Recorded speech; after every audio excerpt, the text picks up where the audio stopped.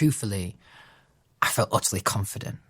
I felt like I was going to be a good dad. I really, really wanted to do that and to play that role.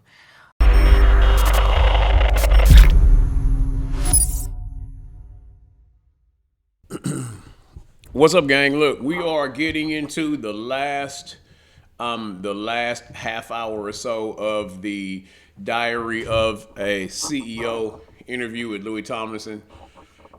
Man, first hour and a half has been, it's been such a look into his mind, his soul, just his emotions, the whole thing, man. This has been one of the realest interviews that I've seen, whether it's been online or even in person. Dude, he just is being as transparent as you possibly could with somebody that's been through this kind of pain. They were just getting ready to get into talking about Liam here, so we're just gonna pick it up. Here we go. And he passed away while on holiday in Argentina. I mean, yeah, I just couldn't believe it. And you to him, because he had told me, he talked about you all the time through the pandemic. I know you were doing things together, doing sort of these sort of live shows and stuff, and he would talk about you as if you were his best friend in the band all the time. And I guess that's you reciprocate that feeling with him, right? You were like especially thereafter the band, you know. Definitely thereafter. I'd say in the first couple of years, me and Liam used to speak about this. We kind of butted heads a little bit. Like I said before, Liam had been, he'd been working really, really hard since the age of 14 to get to where he was in One Direction. My journey wasn't like that. So there was definitely, if I wanted to do something and I might be going out late at night and then Liam might say something along the lines of, we've got a photo shoot at 9 o'clock in the morning tomorrow.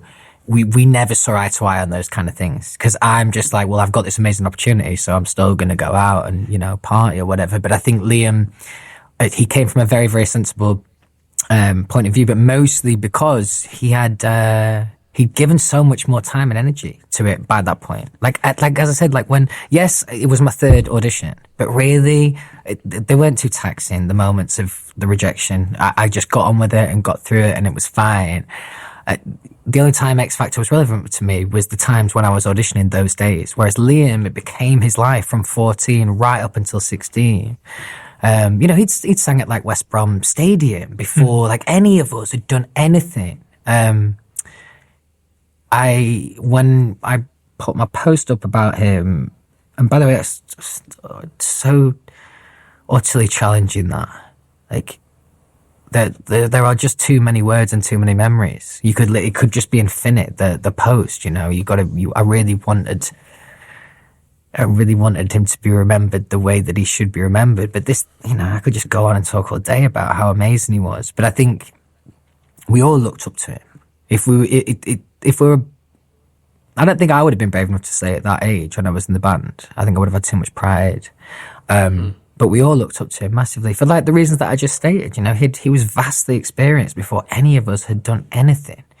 He was also the safest pair of hands, in every sense of the word. So vocally, interview, music video, whatever it would be, and he'd be working and doing it. He would always be the safest pair of hands. Where maybe if me and say in the back, either smoking a joint or doing something stupid, Liam would always have his eye on the ball, which. Ironically created more space for when you've got someone who's willing to pick up the pieces and you've got young lads don't reflect and go, oh, I can see he's picking up a lot of the pieces, I'm going to do a bit more for him. Well, no, you just see that. My role in the band might have been to be disruptive and have conversations with record labels or management or whoever. And that was for me to be disruptive and go against the grain. Liam's role was the opposite, but equally, if not more important, to just keep everything going, and It's wild he says that. Because that's how great organizations or groups or whatever you want to call it, teams, that's how they're formed. What happens is you always gonna have your live wires, the people that are a little bit unpredictable. They're gonna push the boundaries, and you need those to keep you fresh, keep you on your toes, for things to not get monotonous. That's going to maybe say something that where they're not worried about making the group uncomfortable because it needs to be said.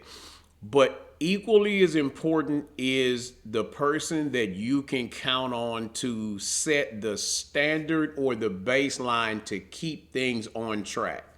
And when you start talking about a group of young men that are this young, if you put 4 or 5 of them in a group and everybody is bananas, it doesn't work at a high level. There has to be someone that is that's steering this ship to the center or pulling everything back to the center. And yep, he gonna make some of the people uncomfortable some of the time, but those people a lot of times become the rock of the situation. They really do. Here we go. Be that safe pair of hands of keeping everything in check. That's why from like a very young age, like he was called like the sensible one in the band, which I also don't think will have done him loads of favours mentally either. He was wildly misunderstood. Big time, man, big time.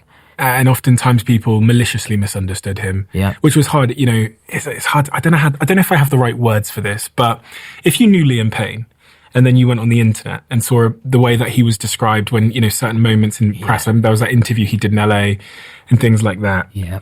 You could only feel awful that he was so poorly misunderstood because he was often painted as being arrogant or whatever. But the reality of Liam is like the opposite of whatever the word arrogant is. Pure is the word. Y'all have to fill me in on that. You have to fill me in on why they felt that way about Liam. That's interesting. Or at least the press and the general public, I guess. Really nice way of describing him like that. And I don't mean this in a remotely rude way or derogatory way. He had a bit of puppy dog energy about him. You know? Like he's just like, when you say pure there, that's what it makes me feel like. He's just the kind of guy that you might get a bit of banter wrong and it comes across a bit cutting and you see him go, oh, and you go, oh, fucking awesome. Yeah. He's just such a, just really want it to be liked. Now we all do, obviously, like that's in all of us. But I think for Liam, it was vitally important. But also he missed out on some of the social life because from 14 to 16, he was actually working at that point. Like he was still at school and stuff, but his brain and his dreams and probably every night that he went to sleep, he was thinking about how is he going to achieve what it is that he wants to achieve. So he definitely had a very different journey to all of us. Welcome to the next generation. Yeah. So, you know, it's obvious that from listening to what Louis said here, Liam was the person where he started his grind towards being a superstar like this or being that a lot younger or a lot earlier than some of the other guys did. So he was just going to be, he was going to be more serious and it was going to be a little bit more of a personal thing with him because his thought process is, man, you know, all of what I've been doing over the past few years to get here. Whereas a guy like Liam, maybe it's not that he wouldn't appreciate it, but he'd be thinking, okay, my grind is a year long. This other dude is 4 or 5 years ago. He started on this journey. So he got a lot more blood, sweat, and tears invested. Hey, I completely get that. In the car in LA, and I just dropped, I'm pretty sure, again, my memory isn't good at these moments of time, but I think I just dropped Freddie off at school, my son, and we were just about to pull back up home. I think that's how it went down. It was actually, I found out through Niall. He told me, and then I think he said, Niall said something like along the lines of, have you seen the news? And I knew as soon as he said that, kind of knew what it might meant, what he might have meant. I had a similar feeling that I had with Felicity, you know, and I think anyone has this when they're around someone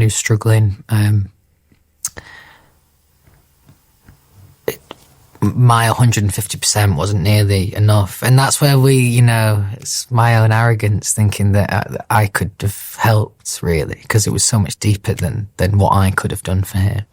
He was definitely struggling at that time in his life. And a lot of people said this, and it really resonated with me. It just, he never, if he could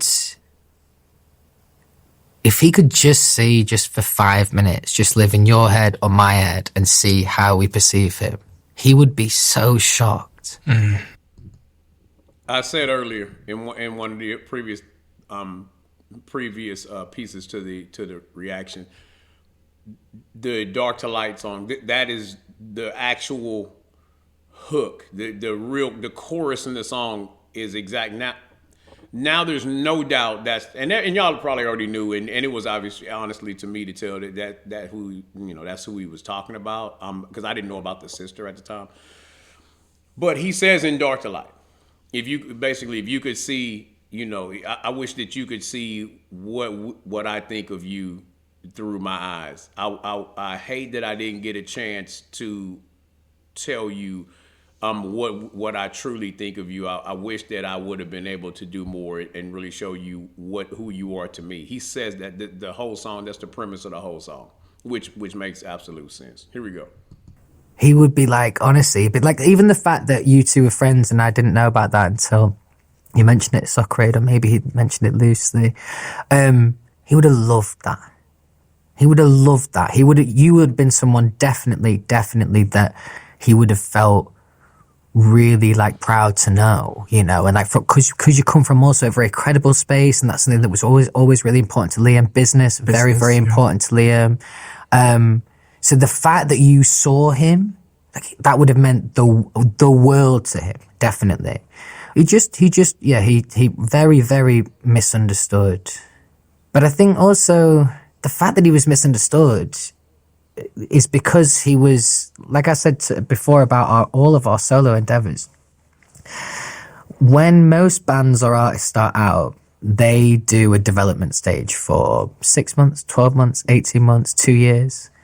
We had to do this development in the public eye post being in One Direction. Liam was still working so much out. So the fact that he might have been a bit misunderstood, you can't, there's some things that people definitely can be judged for. But in terms of him occasionally coming across like that, you can't even judge people on looking, because they just see what they see.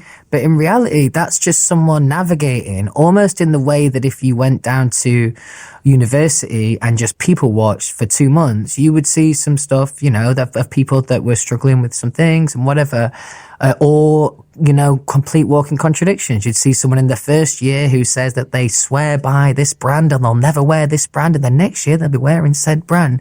When we're at that age, we're all still just working it out. So there's so much room to be misunderstood, because you don't know yet, and I think that was a tough thing for all of us, is working out, who am I outside of Liam in One Direction, Louis in One Direction? Who am I, and what does that look like? And that question's intimidating, really, really intimidating.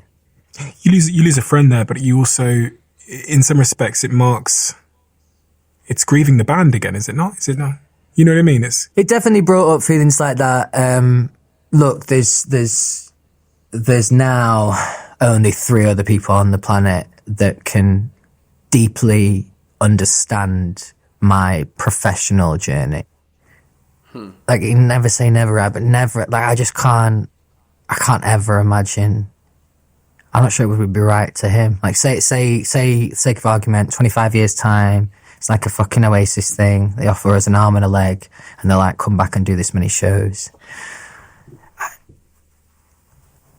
I don't know. Yeah, I think it just completely put a pin in all that. And the irony is, there was no one campaigning for One Direction to get back together more than Liam. And like, I would say I came in a close second, actually, like, definitely. Another important thing to mention about Liam, which I thought was incredible, there's a time where I felt like me and Liam were professionally losing together. We were struggling to be solo artists and find true success, and we were kind of struggling together. And then Liam had little moments where he had like really successful singles and they streamed really well, and he'd like feel really good about that.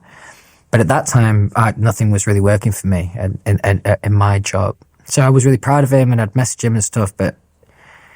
And then not to the same weight, but kind of role reversed a little bit. And Liam was struggling a little bit more professionally. And I just started to understand the picture a little bit more, started doing more touring and stuff like that. And like, for example, when I made a documentary and a film about like my life after One Direction, and Liam came to the premiere. Now, I'll just say this because I was going to mince my words, but none of the other boys would have done that. Fact, boys out the band, the lads in One Direction. Would I have even done that? I would like to sit here now and say, yeah, I think I would, but I don't know, truthfully.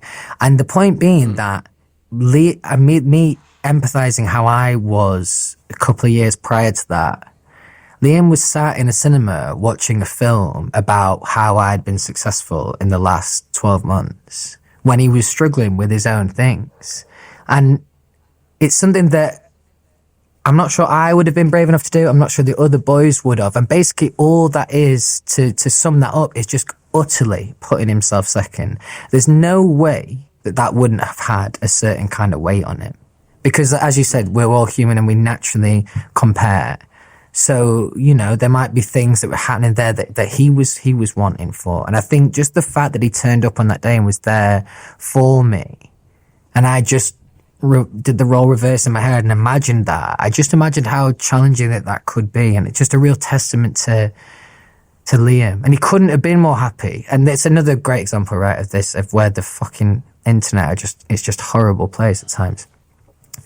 He put up, and luckily I know someone will have screenshotted it because he deleted it in the end, but he put up this beautiful post after my premiere for this documentary, like an essay, a fucking essay, like stuff that he's never said to me before. It was like the sweetest, nicest fucking shit. And then about 2 days later, he deleted it because the fans were just caning him for it, just saying that he was like, you know, bandwagon, kind of like, you know what it's like. It's a very small percentage of people, but they make a lot of noise, and sometimes it'll push you to a point of like even deleting a post. But that being an example of him just really putting himself second and really trying to say to the world how proud he was of me, and the end goal was more ridicule. And the same happened right when he was in Argentina. He was there watching Niall perform, and there was lots of similar narrative around his appearance there. And all I would say in any... Why were they so hard on Liam? I don't understand. Y'all fill me in. Is there something that I'm missing? Why? I don't understand. All of these guys seem like they got so much love. And I mean, it's always going to be trolls out there that's going to have something funny to say. I could go out there and say God is good, and somebody will have something stupid to say, right? So I get that, but why him? And from what the ladies told me, he was really, really super talented. Now, Louis spoke about that period after the band where he was struggling to kind of find his identity, and he felt like he was working real hard, but he was kind of on the treadmill, right? He was on that hamster wheel where it wasn't working out for him. But he also talked about how much that period turned into a growth phase for him, and when he got on the backside of it, he appreciated it that much more. But y'all fill me in, man.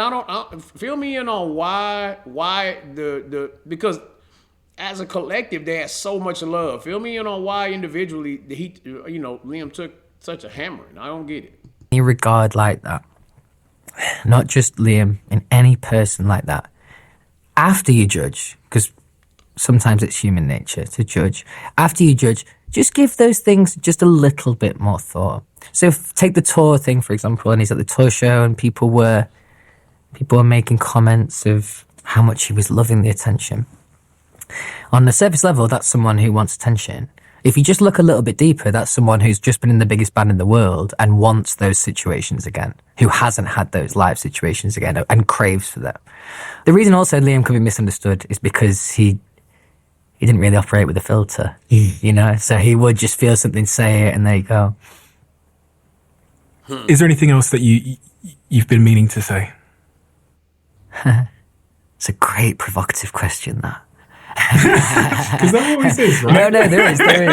Hey, that's tough. Anything else you want to say? Well, we should talk about Freddie for a second, my little boy. Fatherhood. Yeah. So, yeah. Which is again something that happened to me I was young. I was 24 when I had Freddie. Now, the emotions that a lot of people go through when they become a new parent, some of those will be different for me because I've always been uber excited about it, even from like being a young lad. But also, truthfully, I felt utterly confident. I felt like I was going to be a good dad. I really, really wanted to do that and to play that role. And he's just, honestly, he is just the sweetest kid, man. He's just so kind. Like, that's what, honestly, I could well up thinking about it now. Like, that's what makes me feel deeply proud. That's what I did ask Lottie and a few others about him. And the quote that I got back is, Louis is the most amazing dad. His little boy is the nicest, sweetest, most polite boy ever. And that's obviously because of how Louis has brought him up. I try to take a lot of advice and be more like him with my parenting. And that came from Lottie. And I have multiple accounts of just how wonderful of a young man Freddie's growing up to be. So that's he's great, man.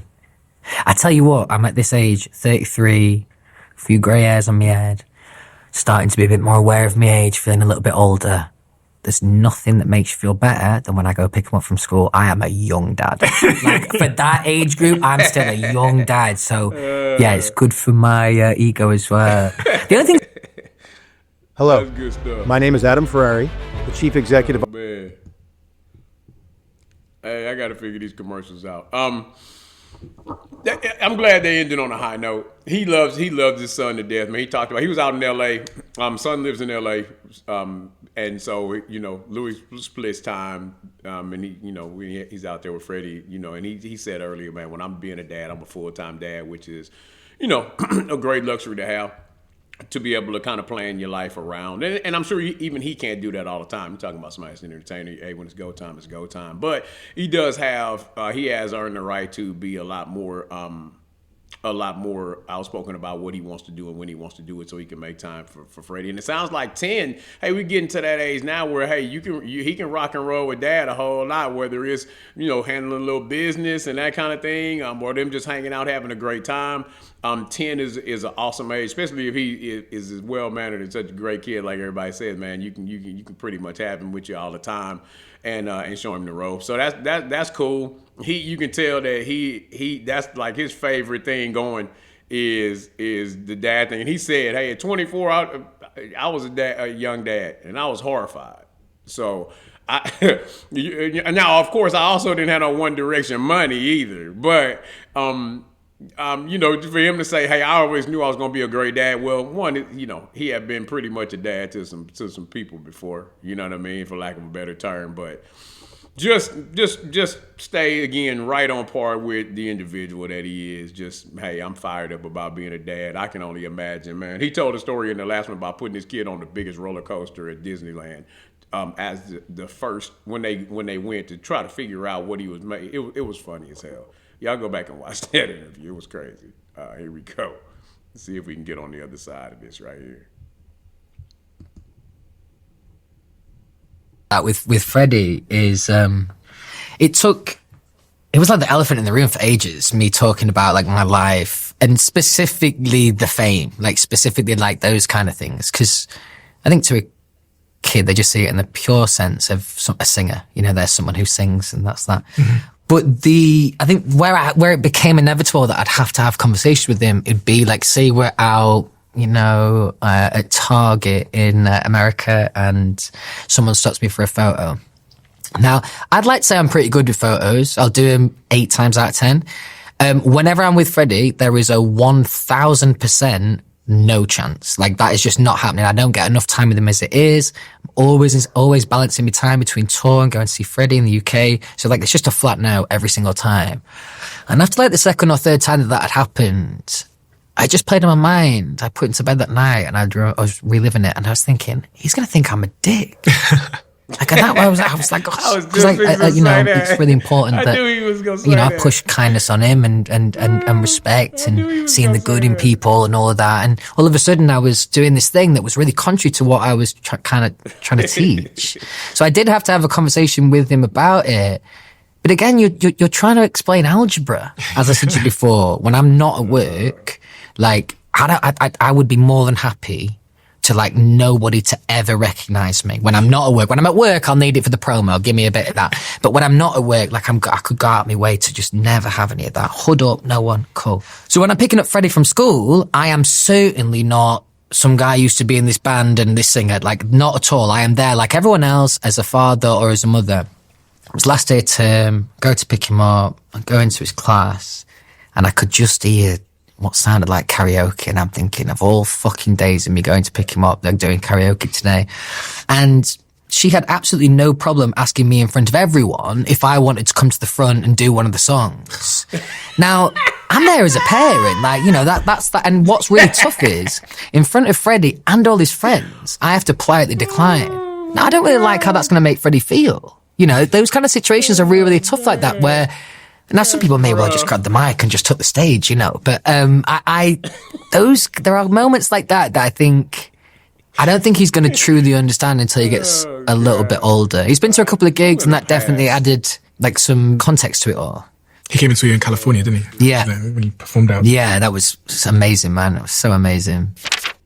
I did something at 24 years old that has had a profound... Another ad here. So we'll kill the graphic real quick. Man, can you imagine? You Louis Tomlinson, and you show up at your school, at the school to pick your kid up, and they doing karaoke day, and the teacher say, "Yeah, man, why don't you do something for us?" Then you gotta say no. No, I think I'm a pass. That's hilarious to me, bro. Oh shit! And when he said it, he was like, "Yeah, I'm telling people no for pictures." The first thing in my head, I was thinking, knowing what he said, what kind of cat this is. The first thing he probably thought of was, "Damn, I wonder if my son's gonna think I'm an asshole." Oh man! Hold on, let's see if we can get on the other side of these commercials right here. That's crazy. Oh man, that's a tough thing about this interview. Here we go.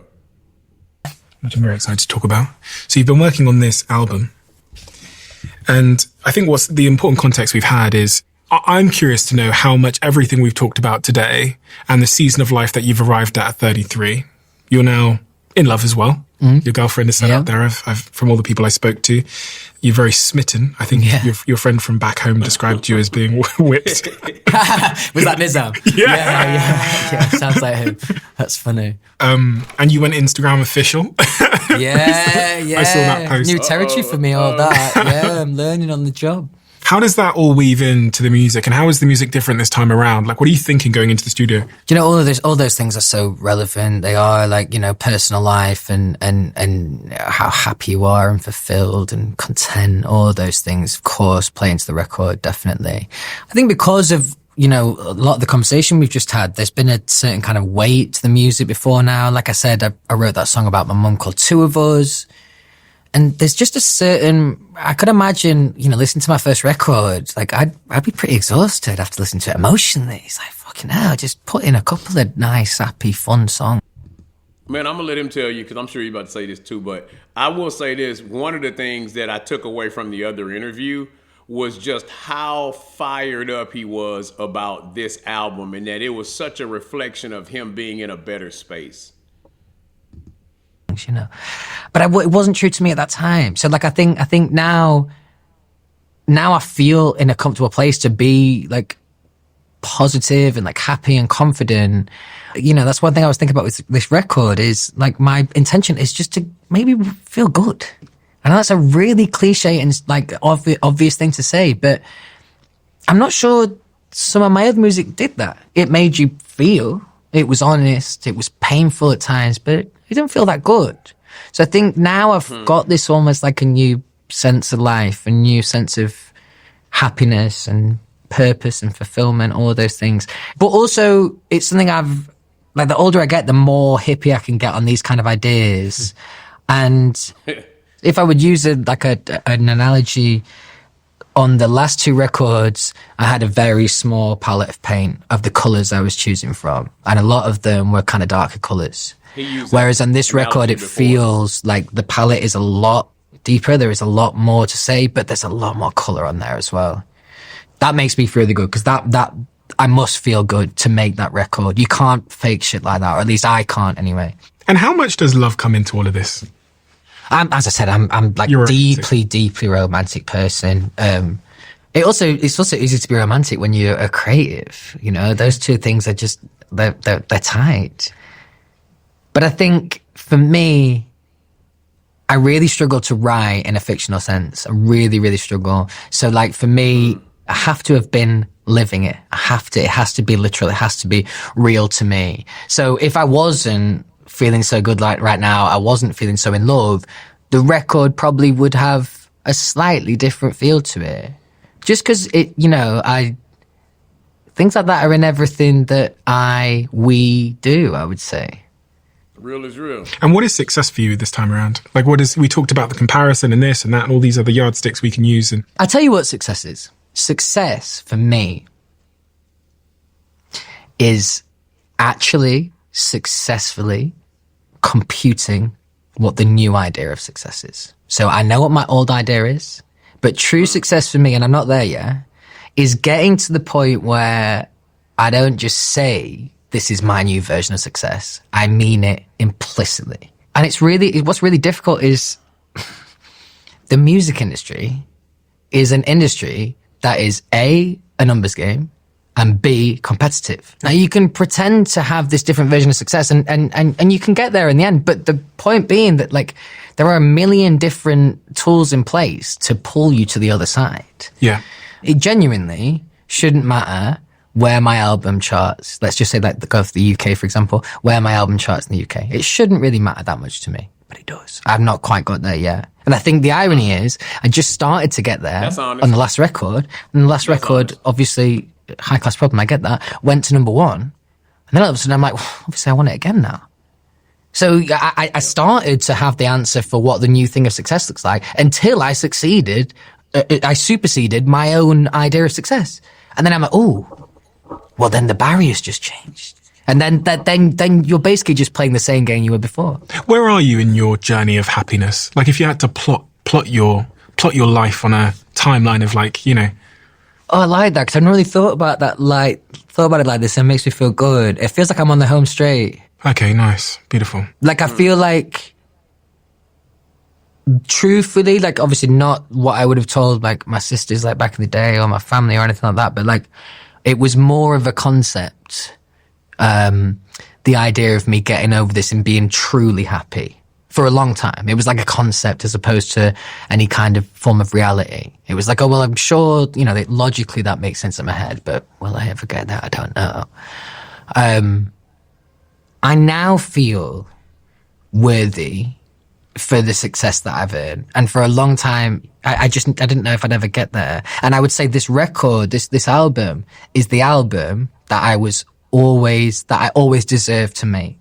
It's just I had to be brave enough to say, yes, I'm an artist. Yes, I'm a recording artist and I'm a touring artist and I'm a songwriter and all these things that sometimes just felt a little bit cringe to say out loud, weirdly. And I think part of the imposter syndrome, maybe. But the picture that was forever quite blurry looks a little bit more sharp now. And I mean, the fans are waiting. Why I get triggered when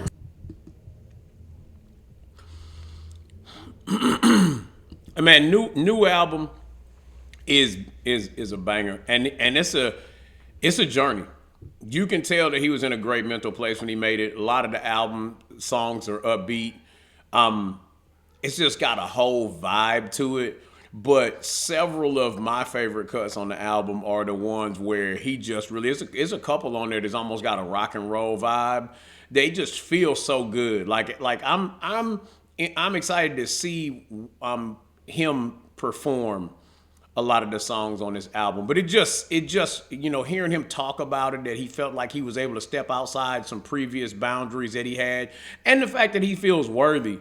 You know what I mean? That means it's always something different when you're out there showing off your craft to the world and you're in a space where like, man, I know that I deserve the love that comes back from this because I know the heart and soul that I put into it and I know it's genuinely real. You know what I mean? So, man, definitely wishing him the best on that. I mean, I saw the tweet you did the other day where you talked about the music and how confident you are and how you're feeling about it. And the response underneath that post was just insane. Absolutely insane. The energy is there, and people are extremely excited. You have an incredible fan base. Yeah, honestly, I can never talk about this enough. And anyone listening to this now that doesn't know me or my fans would just think that this is just another artist speaking another cliche about his fans. I'm telling you, this is what I call it. It's a codependency. Like they do so much for me. And I do, hopefully stuff for them when I do the gigs and stuff. But like, when I feel the energy on stage, this is not a, let me show you all what I can do. This is a look what we've done together, and I really, really feel that. The size of the venues that I'll be playing on this next tour, these are things I never considered for myself. And only made possible from the fan base being like really, really loyal, but also like real patient. For me to just kind of, work all these things out on the fly while they keep buying the record. The other thing that really surprised me that a lot of people didn't know about is that you are also a pretty prolific entrepreneur in your own right, and you've founded a music festival called the Away From Home Festival, which originally in London but has expanded internationally around Spain, Italy, Mexico. You got your clothing brand as well, 28. I saw 28 tattooed on your arm there, I believe, which is a streetwear brand, and that's done tremendously well. The brand has sold 4 sold-out drops worldwide and hosted some incredible events. Well, I'm very excited. I'm very, very excited about your album. I'm very, very excited by it. Do you have a name for your fan base yet? Everyone seems to have a name for their fans. Do you know what? That's so funny because the Tomlinson? I don't know, what's it? There must be though. I think they call themselves the Louis. The Louis, plural, okay. yeah. So I'm a Louis. So there we go. It just rolls off the tongue. Yeah. We have a closing tradition on this podcast where the last guest leaves a question to the next guest, not knowing who they're leaving it for. And the question left for you, it's a bit of a paragraph, but I'm going to give it my best shot. If you are truly prioritizing the most important things in your life, brackets, e.g. family, and we only have limited time and effort to give, if you are a high achiever and performer, have you prioritized the most important thing? No, I haven't. But I would. That's a really tough one to answer. It requires some true honesty. The things that really, really matter. For a start, I spent a lot of my later teen years and early adult life in One Direction, so I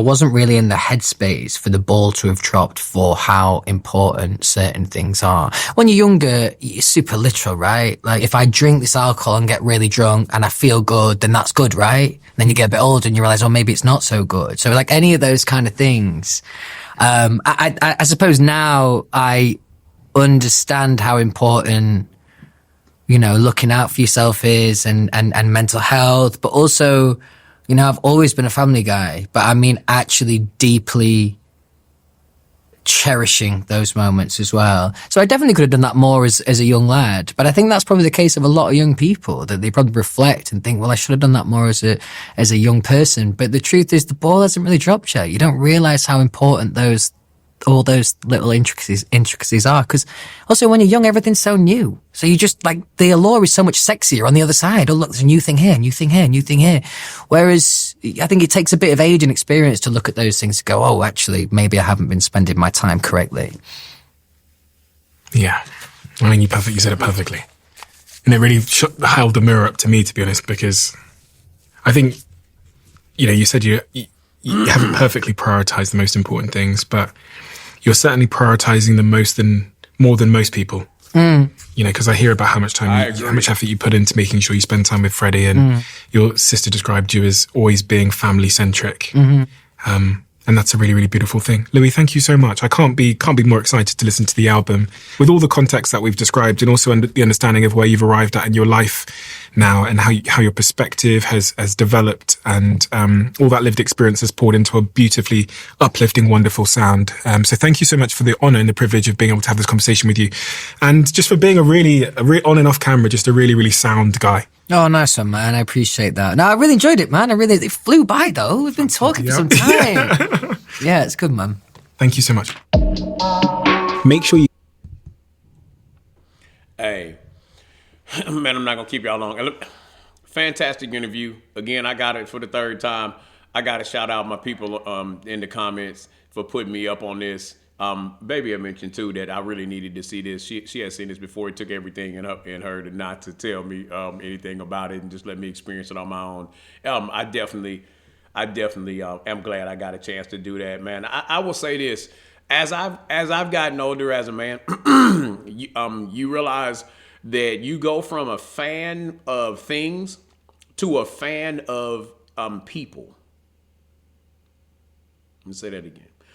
A lot of times you realize that a lot of the things that you thought early on were super important, or you were a fan of what you can add to your collection or your portfolio or your bank account, or you're a fan of the things that life can bring. And then you realize what happens is nothing's bigger than the relationships. Whether they're direct relationships, indirect relationships, it's the same feeling you get from a great book. You realize that nothing is as special as gaining a different perspective, and in doing that as a person, you become a fan of real, genuine people. And I just gotta say, after this, man, I feel exactly like that about this particular cat. I've been a music fan for my whole life. I actually am not the kind of person that does a whole lot of digging in anybody's background, that kind of thing. It's just never been me. You know, you see different things. Now you see so much about people as they move around that you get a chance to kind of know people. If you take the time to really eliminate the nonsense and the stuff that don't make any sense and just the hate and that kind of thing. But man, watching 2 interviews from this guy, both of them, I come away feeling the same thing. Genuine dude, family man, great person, deserves every good thing that his life is blessed with, because he's been through so much and come out on the other side with this perspective. That means you gotta be a special person for that to even happen. But look, I'm not gonna hold y'all, man. Y'all know what it is. It's your boy Hot. As usual, I appreciate the love in advance, man. Y'all don't hesitate to holler at me and let me know if it's somewhere else I need to go from here. But until the next time, man, holler at your boy.